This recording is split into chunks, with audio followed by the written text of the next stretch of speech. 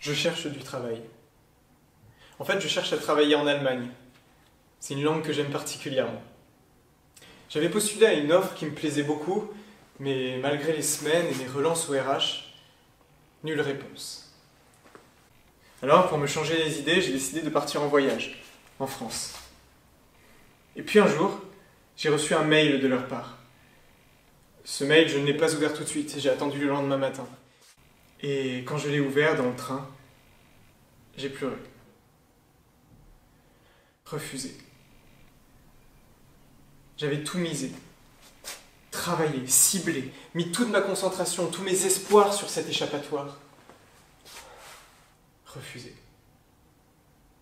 Alors une fois que je laissé aller mon émotion, je suis naturellement revenu à la raison. Je ne suis pas pris. Soit. Mais je veux savoir pourquoi. Mon train s'arrête. Première correspondance. Je descends et monte dans un autre. Et là, j'entends qu'on parle allemand à côté de moi. C'était une jeune femme au téléphone. Évidemment, elle attire mon attention. Nos regards se croisent. J'ai le sentiment étrange que je dois lui parler. Mais pour lui dire quoi? Je me voyais mal arriver et lui dire « Salut, je sais pas quoi te dire, mais j'ai le sentiment qu'on doit se parler. » Donc je me tais. De toute façon, ça ne sert à rien de tergiverser. Je descends au prochain. Deuxième correspondance. Elle descend aussi du train. Amusante coïncidence. Mais je perds sa trace. Et je monte dans mon dernier train en direction de Lyon. Sans vraiment savoir ce qui m'y pousse, je monte dans le tout premier wagon. Mon gros sac sur le dos, j'avance dans le couloir avec le secret espoir de la revoir. Premier wagon. Deuxième wagon. Troisième. Attends. Pourquoi tu joues là? Tu cherches quelqu'un, t'es même pas sûr qu'elle soit dans le train. Cette petite voix, je l'entends. Mais je ne l'écoute pas. J'avance. Puis soudain, je crois la reconnaître. Nos regards se croisent à nouveau. Mais je n'allais pas m'arrêter net, j'avais déjà fait un pas de trop. Le compartiment d'après est vide. Heureux hasard. J'entre et je m'installe. Le train démarre.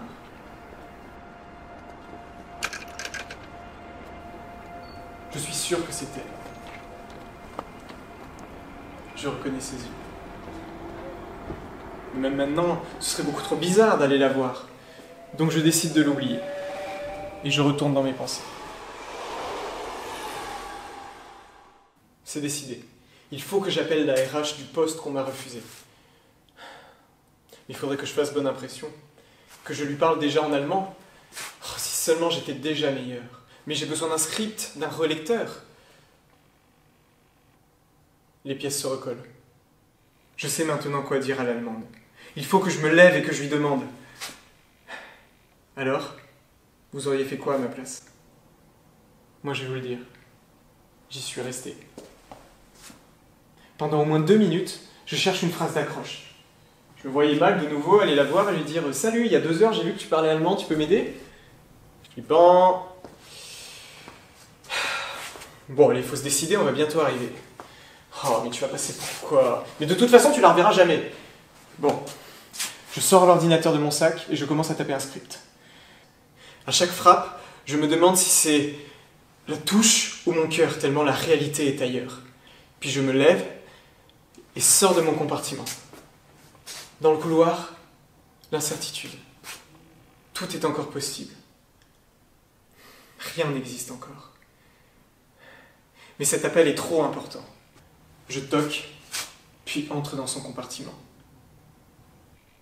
20 minutes plus tard, nous sommes à la gare Pardieu. J'ai un script corrigé et un numéro de téléphone. Alors, que j'ai eu le poste ou pas, qu'il se soit passé quelque chose avec cette fille ou pas, on s'en fiche. Ce que j'ai gagné par cette action, je ne l'échangerai contre ni l'un ni l'autre. J'ai gagné la sérénité. La sérénité de me dire je peux oser. Je peux sortir de ma cage. J'ai donné tout ce qui était en mon pouvoir et j'ai pris tout ce que j'ai pu prendre.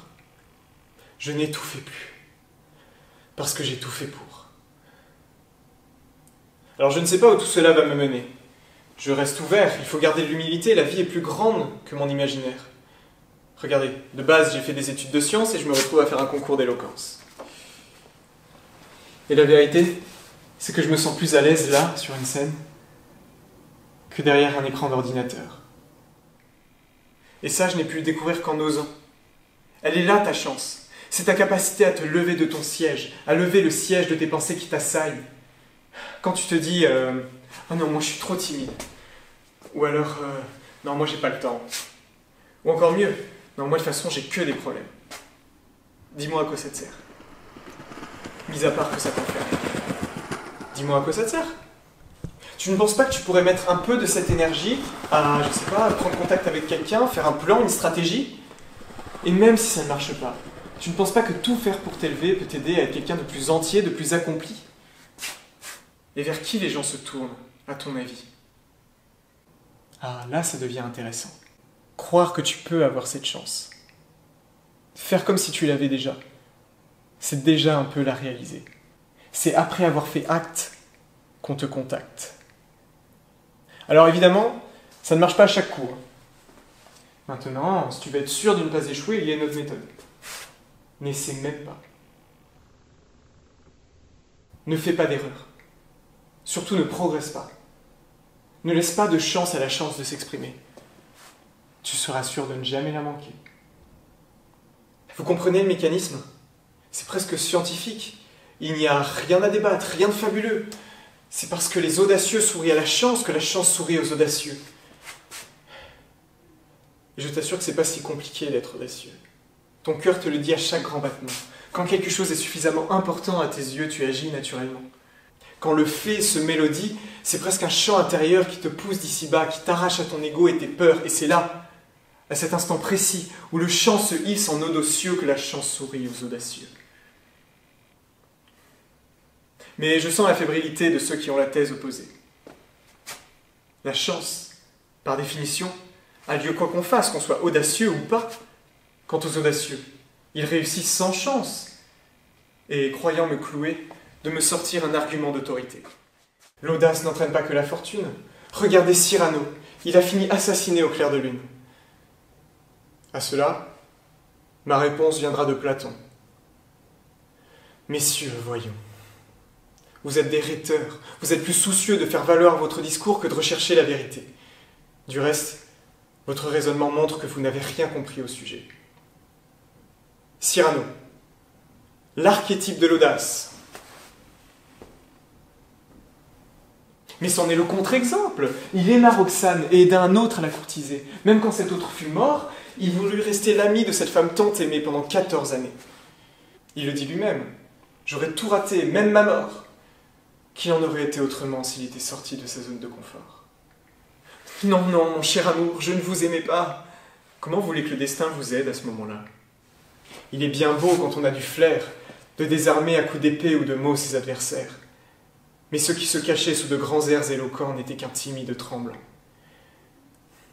Ainsi, quand l'émotion nous transperce et que transparaissent nos faiblesses, c'est là que les regrets naissent. C'était important pour une fois, et tu n'as pas osé. Chance manquée par manque d'audace, hélas, c'est là qu'est l'os. Maintenant que j'ai répondu à la question, on est bien avancé. Les audacieux continueront d'être audacieux et les autres continueront de rager contre les cieux. Et c'est bien parce que cette question m'exaspère que je l'ai choisie. Elle ne fait avancer personne. Elle ne sert qu'à justifier la victimisation que certains s'infligent, certains qui s'obstinent à penser, et c'est vrai, qu'ils ne sont pas maîtres de ce qui leur arrive. Mais ils oublient qu'ils restent maîtres de comment ils dérivent. Tu veux avoir de la chance? Eh bien, aide la chance. Aide la chance. Alors je ne sais pas qui sourit à qui. Je n'ai qu'une certitude. J'ai plus de chance si je souris.